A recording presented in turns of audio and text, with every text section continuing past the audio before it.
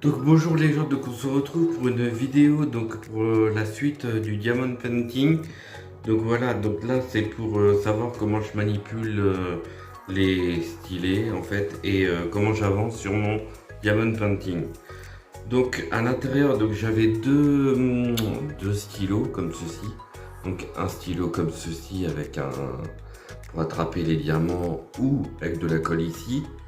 Et l'autre où on met la petite colle comme ceci dans le stylet et pour mettre, mais je préfère celui-là que celui-là est trop petit en fait. Celui-là j'ai du mal à m'en servir, je préfère le tout bas de gamme comme ceci, celui-là avec un ou par 5, voilà. Donc là après, donc comme je dis, après donc je vais baisser, je vais vous montrer, donc attendez une seconde. Donc pour le diamond painting, donc voilà comment ça se fait en fait. Donc le diamond painting se trouve comme ceci. Donc je sais pas si vous allez voir les petits dessins en fait comme ceci. Et donc les petits diamants comme ceci. Alors vous avez les codes ici comme ceci avec les chiffres.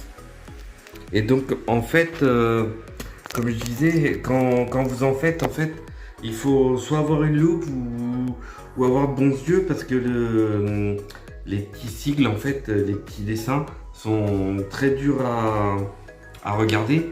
Sinon, après, c'est très facile de voir le code avec le chiffre et pour savoir quel sachet c'est. Donc là, ça va, il n'y a pas de souci.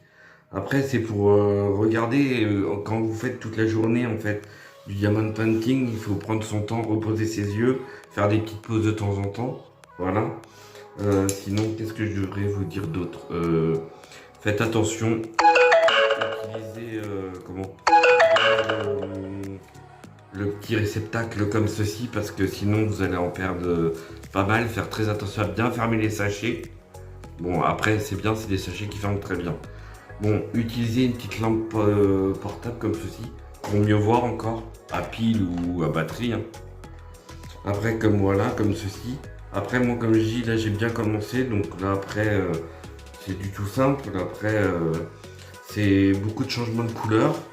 Après, ce qu'il faut faire, c'est pour éviter... Attendez, je vais vous baisser. Hop. Donc, je vous explique.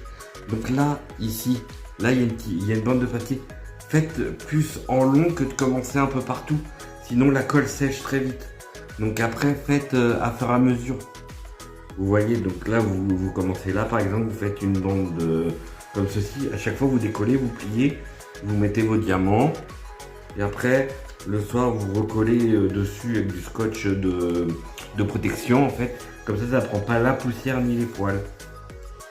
Et donc après, voilà. Moi, ce que j'ai fait, donc là, il y a de la colle autour un tout petit peu trop pour recoller le papier. Moi, je l'ai enlevé. Et comme ça fait très très propre après. Voilà. Sinon, bah, je referai une vidéo quand j'avancerai un peu plus loin encore pour vous dire comment ça se passe. Mais moi, je trouve ça... En fait, attendez, je vous remonte. Donc moi, comme je trouve ça relaxant. Ça fait passer le temps et ça permet de décompresser. Après, faut pas être stressé, surtout quand vous mettez les diamants, parce que les diamants, des fois, vous les mettez et la colle avec le diamant bouge un peu. Donc vous prenez le stylet, vous poussez un tout petit peu sans forcer et ça se met très très bien. Après, moi j'ai pris en rond, donc c'est plus facile. Les carrés c'est plus dur parce que en fait ça fait pour des angles. En fait, donc pour placer c'est très difficile. Le rond, je trouve ça plus simple. Donc voilà. Donc à la fin de la vidéo, je vous mettrai le code promo qui est valable pour 10% de réduction tant que vous voulez sur le site ibroderie-diamant.fr. Donc voilà, et je vous dis à la prochaine. Bye, bisous.